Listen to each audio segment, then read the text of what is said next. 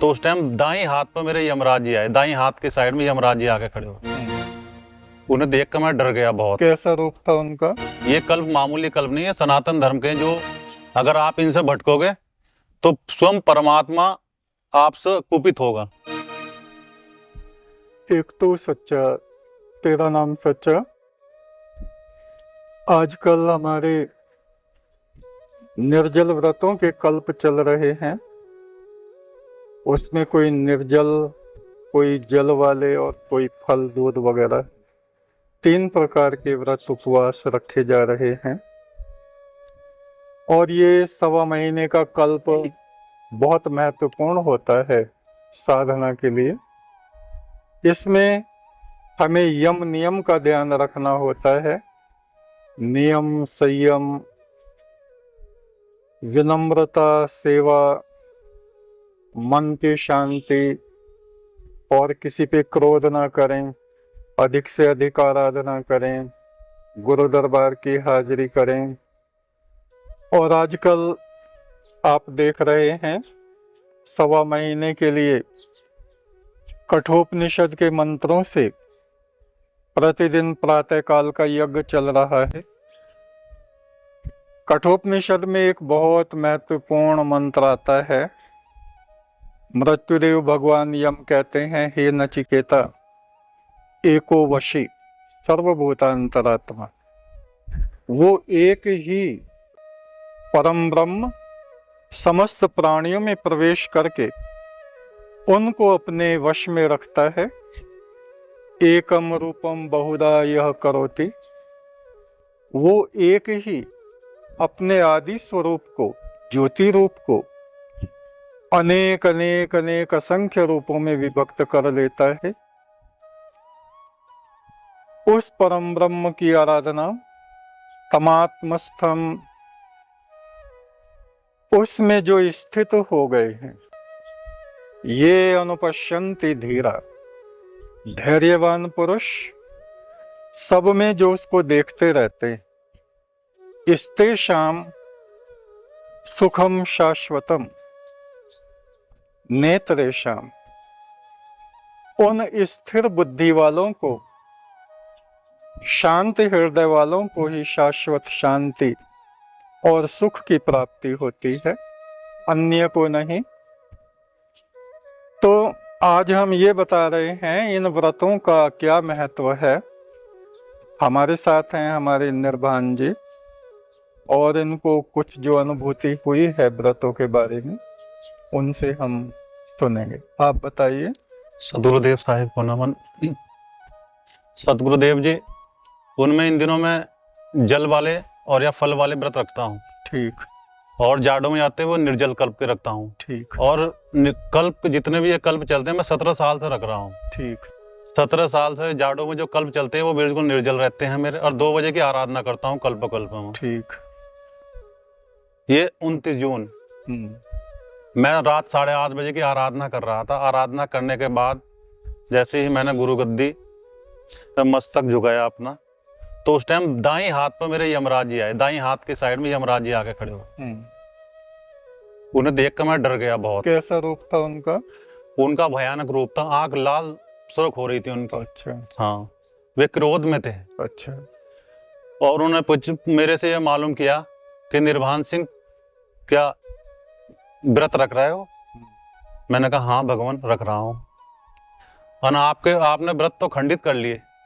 मैंने कहा कैसे? तो मैंने एक दिन तो दोपहर तक व्रत रखा एक। अच्छा। तो वो मेरे दोपहर बाद वो व्रत खुल गया।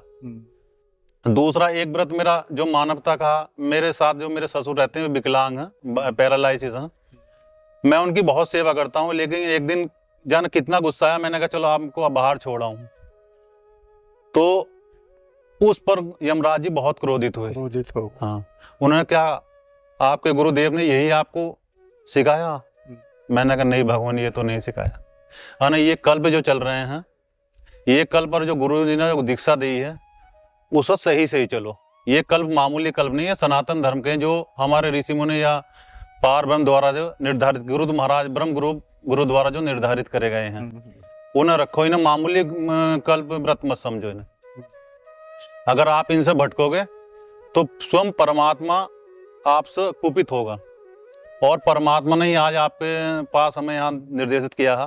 3 प्रकार के व्रत आपके गुरुजी ने बताए हैं और बहुत ही साधारण है। ये व्रत तो बहुत ही साधारण कर दिए उन्होंने। तो इनको रखो चाहे कैसे भी रखें। ये आप कोई वैसी साधारण आत्मा नहीं, जो गुरुजी ने जिनका हाथ पकड़ा है वे विशेष आत्मा होती हैं और सनातन धर्म के लिए होती हैं। अगर हमारे हाथ में आपके लेखा जोखा होता तो हम आपको आज ही लेकर चले जाते हैं, क्योंकि आपकी डोर सदगुरु के हाथों में आ गई है। परमात्मा ने सूचित करने के लिए आपको हमारे द्वारा भेजा है। तो जितने भी कल्प चल रहे हैं वे रखो। मैं रख रहा हूँ। उसी दिन से मैंने सोचा मैं कभी ऐसा कोई वो नहीं होना जो मेरे कल्प खंडित हो। बुजुर्गों की मैं सेवा करता आ रहा हूँ, सेवा करूँगा। और उन्होंने कहा कि अपने सतगुरुदेव से माफी मांगो, वे ही आपको माफ कर सकते हैं। उस दिन से मैं बहुत परेशान हूँ। नहीं, परेशान होने की कोई बात नहीं है। देखो वो तो बता रहे हैं इस चीज को, हम भी बताते हैं ये चीज कि व्रतों में केवल हमारा यही नहीं कि हम अपने आहार को बंद कर दें या सूक्ष्म करें, उसमें ये भी खास चीज होती है कि हम क्रोध ना करें, हैं जी, गुस्सा ना करें, यम नियम का पालन करें, विनम्र बने रहें और ऋषि मुनियों जैसा हमारा आचरण कम से कम 1.25 महीने तक रहना चाहिए। और मृत्युदेव भगवान यम तो आत्मज्ञान के पहले आचार्य हैं जी, पृथ्वी पे।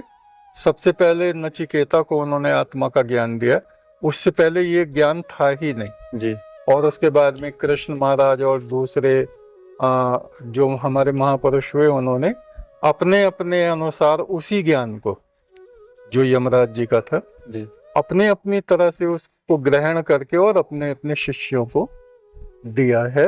तो हमें ये तो पूरी संगत को आपके माध्यम से वो बताना चाहते हैं मृत्युदेव कि इन कल्प का क्या महत्व है?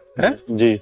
तो उपवास रखे, जैसे भी रखे जाए, निर्जल रखना हो निर्जल रखें और जल पी के रखने वाले हैं वो रखें, और उसके बाद भी वैसे भी नहीं रखे जाते तो दूध वगैरह जो फल वगैरह हैं उनको खा के रखें। और आसान तो है, ये बहुत आसान है।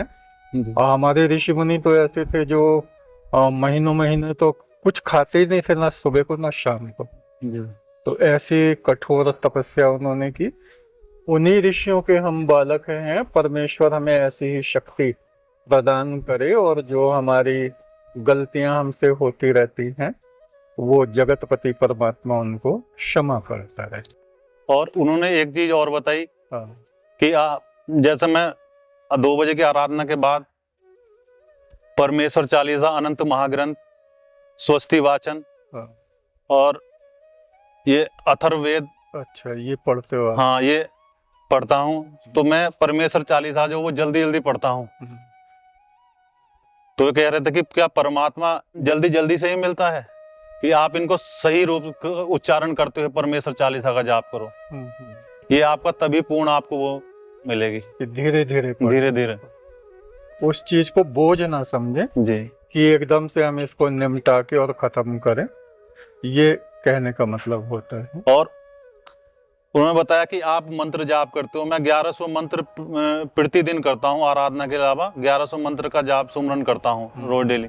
तो उन्होंने कहा मंत्र जाप भी बहुत जल्दी जल्दी करते हो, धीरे धीरे करना चाहिए, उसका शुद्ध उच्चारण करो। ये आपको समझाया जा रहा है, इसमें कोई दोबारा गलती ना करें आप। उन्होंने ये चेतावनी दी है मेरे को। सही है उससे। और आपके माध्यम से पूरी संगत को ही ये संदेश एक तरह से जा रहा है कि हम साधना तो कर रहे हैं लेकिन उसको सही रूप में करें।